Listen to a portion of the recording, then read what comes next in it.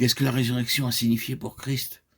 Dans Romains 1,4, nous lisons ces mots, déclaré fils de Dieu avec puissance. Par sa résurrection d'entre les morts, par la résurrection, il a été prouvé qu'il est le Fils de Dieu. Lisons aussi dans Éphésiens 1, 19 à 21. L'infinie grandeur de sa puissance se manifestant avec efficacité par la vertu de sa force. Il l'a déployé en Christ, en le ressuscitant des morts, et en le faisant asseoir à sa droite dans les lieux célestes, au-dessus de toute domination, de toute autorité, de toute puissance. Regardons ensuite dans Romains 6, 9, 10. Sachant que Christ ressuscité des morts ne meurt plus, la mort n'a plus le pouvoir sur lui, car il est mort, et c'est pour le péché qu'il est mort, une fois pour toutes. Il est revenu à la vie, et c'est pour Dieu qu'il vit.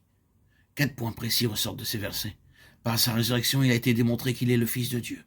Il a été élevé au-dessus de la puissance des ténèbres, sur une position de triomphe. La mort n'a plus de pouvoir sur lui, et il est entré dans une nouvelle sphère, une sphère où il a cessé de vivre le côté du calvaire, qui concerne la terre, et vit seulement pour Dieu, le côté de la croix qui concerne Dieu. Dans Romains 6, 3 à 5, nous voyons que la résurrection de Christ est le modèle de notre résurrection spirituelle. Ignorez-vous que nous tous qui avons été baptisés en Jésus-Christ, sans sa mort, que nous avons été baptisés, nous avons donc été ensevelis avec lui par le baptême en sa mort, afin que, comme Christ est ressuscité des morts, par la gloire du Père, de même, nous aussi, nous marchions en nouveauté de vie.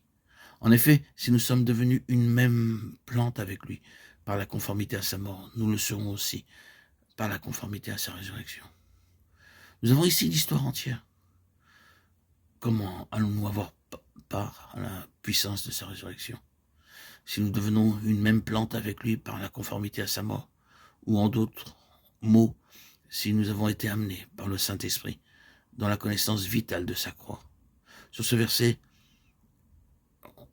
il est remarqué qu'il semble que sa signification soit « si nous avons expérimenté la conformité ». Ceci signifie plus qu'un assentiment mental ou une attitude de foi ferme.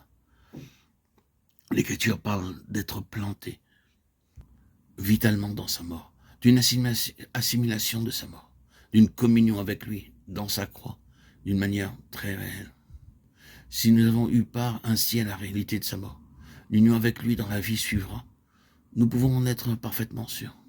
Nous avons à participer de sa vie aussi bien que de sa mort. Ce fait est répété dans Romains 6, 8. Or, si nous sommes morts avec Christ, nous croyons que nous vivrons aussi avec lui. En d'autres termes, la mort est un moyen d'arriver au but. Est-ce que nous savons nous abandonner à la puissance de sa résurrection pour notre vie quotidienne?